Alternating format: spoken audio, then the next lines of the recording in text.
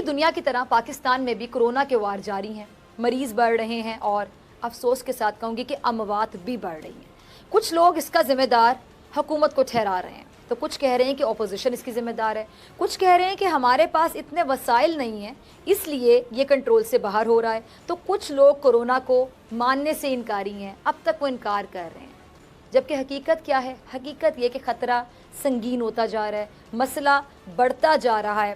پہلے لوگ کورونا کا مریض دیکھنے کے لیے، آپ کو یاد ہوگا، بے چین تھے۔ آپ میں سے بہت سے لوگ جو پروگرام دیکھ رہے ہیں، مجھے سن رہے ہیں، آپ میں سے بھی ہو سکتا ہے کچھ لوگ ایسے ہو جو کہتے تھے ہمیں کورونا کا مریض دکھائیں تو صحیح، پھر یقین آئے گا۔ اب اموات ان کے سامنے ہو رہی ہیں، بوڑھے افراد اس کا زیادہ شکار ہو رہے ہیں، اور اس کے سب سے بڑے ذمہ دار آپ کو پتہ ہے کون ہے؟ ہم سب ہیں، ہم خود ہیں۔ آج ہمارا وزیر اعظم بھی وہی بات کہنے پر مجبور ہے جس کا ذکر میں اپنے ہر پروگرام میں، جب سے کرونا آیا ہے، جب سے میں نے کرونا پہ جتنے بھی پروگرامز کیے ہوں گے، ہر پروگرام میں اس بات کا ذکر کرتی چلی آ رہی ہوں۔ عمران خان صاحب بھی وہی بات کہہ رہے ہیں، دیکھیے ذرا۔ ہم نے اس کے اوپر نہ عمل کیا، اور جس طرح کی میں لاپرواہی دیکھ رہا ہوں، مجھے افسوس سے کہنا پڑتا ہے کہ ہماری جو عوام ہے وہ بڑی لاپرواہی کر رہی ہے اس کے اوپر۔ وہ لوگوں سے پوچھو، وہ کہتے ہیں جی ہم نے تو کوئی کورونا دیکھی نہیں ہے، وہ کہتے ہیں جی ہمیں تو پتہ ہی نہیں کوئی مرا ہے کورونا کی وجہ سے۔ یہ بڑی خطرناک یہ سوچ ہے، کیونکہ دیکھیں کورونا نے بڑھنا ہے، اور صرف ہم تب اس ملک کو مشکل سے بچا سکتے ہیں، اور جو ہم سمجھ رہے ہیں کہ اس مہینے اور اگلے مہینے میں جو سب سے جو پیک اگلے مہینے جولائی میں ہوگی۔ قرآن کے اندر اللہ ہمیں کہتا ہے کہ احتیاط کرو، اللہ سے بھی مانگو لیکن احتیاط کرو۔ ہم جب نماز پڑھتے ہیں تو ہم صرف ایک چیز اللہ سے مانگتے ہیں کہ اللہ ان کے راستے پہ لگا جن کو تو نے نعمتیں بخشی، ان کو نہیں جو غلط راستے پہ چلے گئے ہیں، اپنی تباہی کے راستے پہ چلے گئے۔ ہر وقت ہمارے سامنے دو راستے ہوتے ہیں، ایک تباہی کا راستہ ہوتا ہے اور ایک وہ راستہ جس میں اللہ ہمارے اوپر برکت اس کی آتی ہے۔ میں آج پھر آپ سے تاکید کرتا ہوں، میں اپنی ٹیم کی طرف سے، اپنے جو ہیلتھ ورکرز ہیں، ہمارے ڈاکٹرز ہیں، نرسز ہیں جن کے اوپر سب سے زیادہ پریشر ہے، ان کی طرف سے آپ پہ تاکید کرتا ہوں کہ آنے والے دنوں میں یہ جو ہم ایس او پیز دے رہے ہیں، اس کو ایک اپنی ایسی ڈیوٹی سمجھیں کہ آپ نے لوگوں کی جانیں بچانی ہیں ایس او پیز پہ چل کے۔ بلڈ پریشر، ڈائبٹیز اور بوڑھے لوگ، ان کی جانیں خطرے میں آ جائیں گی اگر ہم احتیاط نہیں کریں گے۔ ہمیں کورونا سے زیادہ آپ کو پتہ ہے ایسی سوچ سے خطرہ ہے جس کی وجہ سے ہم اپنے ہی پیاروں کی جان لے رہے ہیں۔ ایسے لوگ کہہ رہے ہیں کورونا ہے ہی نہیں، جن کا ذکر عمران خان صاحب نے بھی کیا۔ ہم انجانے میں آپ کو پتہ ہے کتنے قتل کر رہے ہیں، ہم حقیقت سے انکار کر رہے ہیں، جس کا خمیازہ ہمارے کسی گھر والے کو، ہمارے کسی دوست احباب کو، عزیز کو، کسی اپنے کو، کسی پیارے کو خدا نخواستہ بھگتنا پڑ سکتا ہے۔ آپ نے سوچا ہے؟ اب بھی وقت ہے، احتیاط کیجئے۔ احتیاط کرنے میں کوئی پیسے خرچ نہیں ہوں گے، احتیاط کرنی ہے، کیونکہ اس بیماری کا علاج دنیا کے کسی بھی اسپتال میں نہیں، بہتر سے بہترین ہاسپٹل میں نہیں ہے، کہیں بھی چلے جائیں، اس بیماری کا علاج دنیا کے کسی بھی کونے میں نہیں ہے۔ اس کا علاج ہمارے اپنے ہاتھ میں ہے، ہمارے ہاتھ میں احتیاط۔ یہ گلوز بھی احتیاط کی نشانی جو میں نے پہنے ہوئے، احتیاط ہے اس کا علاج۔ اس کا علاج ہمارے پاس ہے، اور وہ صرف اور صرف، میں اپنے الفاظ دہراؤں گی، احتیاط ہے، احتیاط ہے، احتیاط ہے۔ ایک بار پھر میں اپنی قوم سے آج ہاتھ جوڑ کر گزارش کرتی ہوں کہ اس بیماری کو مذاق نہ سمجھیں، اپنے پیاروں کی زندگیوں کے ساتھ مذاق میں نہ کھیلیے، ورنہ بہت دیر ہو جائے گی۔ یہودی سازش آپ سمجھ رہے ہیں اس کو، چلے سمجھ لیں، آپ کے دل کو تسلی ہے، یہودی سازش سمجھ رہے ہیں تو لیں، اس سے بچنے کا طریقہ اختیار کریں جو ہے احتیاط۔ اگر آپ اس کو آزمائش سمجھ رہے ہیں تب بھی آزمائش سے نکلنے کا طریقہ احتیاط۔ جو اس کو امتحان سمجھ رہے ہیں، امتحان میں کامیاب ہونے کا طریقہ احتیاط۔ جو یہ سمجھ رہے ہیں جی قرضہ معاف کرنے کا ایک بہانہ ہے، چلیں جیسے آپ کے دل کو تسلی ہے آپ یہ بھی سمجھ لیں، تب بھی اس بہانے کے نشانے سے بچنے کا طریقہ احتیاط۔ یعنی آپ کو جو سمجھ آتی ہے آپ آج سے وہی سمجھیے۔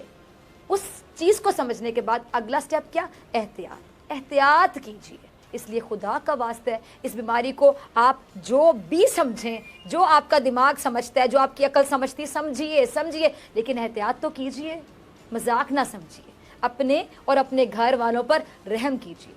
آپ کو پتہ ہے آگے حالات بہت مشکل ہوتے ہوئے دکھائی دے رہے ہیں، اموات بڑھتی نظر آ رہی ہیں۔ جولائی میں کورونا پیک پر جاتا ہوا دکھائی دے رہا ہے۔ اگر ہمارا یہی رویہ رہا تو ہم ہی खुदा ना ख्वास्ता अपने प्यारों की अमवात का सबब बन जाएंगे। क्योंकि जो रवैया होता है ना, मैं अक्सर प्रोग्राम में कहती हूँ, वो माशरे का अक्स होता है। कौमों को पहचानने का एक ज़रिया उनका रवैया होता है।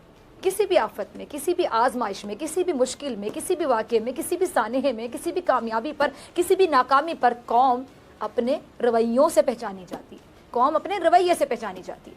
और ये रवैया हमें बहुत सारे मामलात में ठीक करने की ज़रूरत है। बहुत जगहों पे हम गलत हैं, एटलीस्ट माने तो सही कि हम गलत हैं, तभी आप इस्लाह की तरफ जाएंगे ना। बीमारी को पकड़ेंगे तो इलाज शुरू होगा। जब मानेंगे नहीं कि हम गलत हैं तो इलाज कैसे करेंगे, इस्लाह कैसे करेंगे? एक गैर जिम्मेदाराना, काबिल मुजम्मत रवैया जो कौम की जानिब से देखने को मिल रहा है, जिससे नुकसान खुद कौम का ही हो रहा है। कितने बेवकूफ़ है ना हम, अपने रवैये की वजह से अपने आप को नुकसान पहुंचाते हैं। एक ही रवैया हमें हमारे नुमाइंदों की जानिब से भी देखने को मिल रहा है, जिसमें सबसे ज़्यादा नुकसान सियासत का, सियासतदानों का और फिर जमहूरियत का। जब जमहूरियत का नुकसान होगा, जमहूर का भी होगा। जमहूर कौन है? मैं, आप, हम, आवाम। ये रवैया क्या है? सियासत वाले रवैये की बात कर रही हूँ। सियासत में किरदार कुशी, किसी पर भी उंगली उठा देना, वो रवैया जी सियासी पॉइंट स्कोरिंग का। सियासी पॉइंट स्कोरिंग के लिए ऐसे रवैये को बल्कि मैं कहूँ कि अपनाया जाता होगा। सियासी मुखालिफिन की निजी ज़िंदगी में दखल अंदाजी का रवैया। सियासत के नाम पर अपने मुखालिफिन पर ऐसे इल्ज़ामात लगाना जो इखलाकियात का बाकायदा जनाजा निकालने के मुतरादिफ हों। बाकायदा कहें कि इखलाकियात का जनाजा निकाल दिया, ऐसे इल्ज़ामात। इस रवैये में पहले भी मेरे ख्याल से मैंने बहुत से प्रोग्राम्स पे बात की है, बहुत से प्रोग्राम्स में मैंने इस रवैये को डिस्कस किया है, लेकिन इस बार फिर ज़रूरत है क्योंकि आजकल कुछ सियासी रहनुमाओं पर इल्ज़ामात लगाए जा रहे हैं। एक अमरीकी खातून व्लॉगर की जानिब से, आप सबको पता है, पीपल्स पार्टी की आला क़यादत पर इल्ज़ामात लगाए जा रहे हैं। सिंथिया नाम उन खातून का। कई इल्ज़ामात लगाए गए और छोटे इल्ज़ामात नहीं, बहुत बड़े बड़े इल्ज़ामात। इसके बाद पीपल्स पार्टी की जानिब से इन इल्ज़ामात का रद्द-ए-अमल भी आया है और इस खातून को नोटिस भी भिजवाए गए। अब ये जो खातून है, इनकी तस्वीर भी आप देख सकते हैं, अदालत में मुकदमात का सामना करने के लिए तैयार भी दिखाई देती है और अपने इल्ज़ामात पर कायम है, बहुत कॉन्फिडेंट है। इन इल्ज़ामात के बाद नून लीग खामोश है, बिलावल भी खामोश हैं और पीपल्स पार्टी और दीगर जमहूरियत पसंद जो काबिल अफराद हैं, काबिल तरीन अफराद, ये कहते दिखाई दे रहे हैं कि ये खातून कहाँ से आई है, कौन है और ये साजिश कर रही है, किरदार कुशी कर रही है, प्रोपेगेंडा किया जा रहा है। जिन अफराद पर इस खातून ने इल्ज़ामात लगाए हैं उनसे मुलाकात की तस्वीर भी सोशल मीडिया पर जारी कर दी गई हैं। अच्छा, मुझे इस बात से कोई लेना देना ही नहीं है कि ये खातून क्या कह रही हैं, हकीकत क्या है। जो भी हुआ उसकी तहकीकात हो, किसी पर इल्ज़ाम लगा है तो उसकी तलाफ़ी होनी चाहिए। इससे ज़्यादा इस पर बहस करना मेरे ख्याल से मैं जायज़ नहीं समझती। मैं इस बात के बिल्कुल हक़ में नहीं हूँ कि इस खातून की बातों को बुनियाद बनाकर आप पीपल्स पार्टी के रहनुमाओं की किरदार कुशी करें, इसके खिलाफ सियासी पॉइंट स्कोरिंग करें या फिर उन पर ज़ाती हमले करें। मेरे ख्याल से हक़ किसी को भी नहीं होना चाहिए और नहीं होना चाहिए। अगर यही नून लीग के साथ होता, सोचिए, तब भी आप ये जो लोग अब सियासी पॉइंट स्कोरिंग करने में आ जाएंगे या किसी भी पार्टी की बात कर लें, किसी के साथ भी होता तो मेरे ख्याल से मैं यही बात करती, तब भी मेरा यही मौक़िफ़ होता कि किसी की ज़ाती ज़िंदगी पर अटैक करना, लफ्ज़ी वार करना, पॉइंट स्कोरिंग करना, तबसरे करना बनता नहीं है, अनएथिकल है। अगर मौलाना फजल रहमान पर भी इस किस्म के इल्ज़ामात लगते, यकीन जानिए तब भी मेरा यही मौक़िफ़ होता। सियासत में ये लोग गलतियाँ करते हैं, मुल्क के साथ कुछ गलत करते हैं, अपनी कुर्सी का नाजायज़ इस्तेमाल करते हैं तो हम खुलकर बोलते हैं। सबसे पहले हम अपने प्रोग्राम में कहते हैं कि ऐसे नहीं चलेगा, लेकिन किसी की ज़ाती ज़िंदगी को, या अभी जो बात इल्ज़ामात की हद तक है, अभी जो बात साबित नहीं कोई हो सकी, उसको बुनियाद बनाकर पॉइंट स्कोरिंग करना, ज़ातियात पर हमले करना, ये बहुत अनएथिकल है। सियासत अलग है, ज़ातियात अलग हैं, निजी ज़िंदगी के मामलात बिल्कुल अलग है। लेकिन आज जो लोग इस मामले पर खामोशी का दर्स दे रहे हैं, आज जो लोग इस मामले पर खुद भी खामोश हैं, अब ज़रा गौर से सुनिएगा, आज जो लोग इस मामले को डिस्कस करना इखलाकियात के ख़िलाफ़ कहते हैं, आज जो लोग ये कहते हैं कि इस मामले को ना मीडिया कवरेज दे और ना ही इस पर कोई बात की जाए, वो लोग हैं। मैं आपको पहले ही कह रही हूँ कि ऐसा करना भी नहीं चाहिए, बिल्कुल सही कह रहे हैं वो। लेकिन अब माजी में इन लोगों के, मैं अगर डबल स्टैंडर्ड्स की बात करूँ तो आप लोग अगर नहीं करेंगे, यही लोग माजी में सोच क्यों नहीं रखते थे, माजी में कहाँ थे, और माजी में जहाँ भी थे तो इनका किरदार क्या रहा, तब इनकी सोच कहाँ पे थी। जब भी ऐसे मामला सामने आए, पहली बार کسی پہ الزامات نہیں لگے. ہاں یہ کہہ سکتے ہیں کہ پہلے الزامات لگانے والا کوئی اور ہوگا اور جس پہ لگے وہ کوئی اور ہوگا. آج جو الزامات لگا رہے ہیں وہ کوئی اور ہے اور آج جس پر الزامات لگ رہے ہیں وہ کوئی اور ہے. لیکن ایسے لوگوں کی سوچ کسی پہ الزامات لگنے میں کچھ اور ہے اور کسی پہ لگنے میں کچھ اور ہے. یہ بات بہت کنفیوز کر رہی. آج پیپلز پارٹی کے کچھ رہنما ہیں اور سنتھیا ریچی ہیں. ماضی میں عمران خان کے خلاف اب یاد کریں ایک خاتون نے کتاب لکھی تھی, سٹوری ملتی جلتی تھی. اس کتاب میں عمران خان پر انتہائی غلیظ الزامات لگائے گئے. غلیظ کا لفظ میرے خیال سے بڑا جسٹیفائڈ ہے. غلیظ الزامات, ان کی کردار کشی کی گئی اور شاید یہ پاکستان کی تاریخ میں پہلی کتاب تھی جس کا ٹریلر تک ریلیز کیا گیا تھا. سبسکرائب کریں اور بیل دبائیں تاکہ کوئی خبر رہ نہ جائے.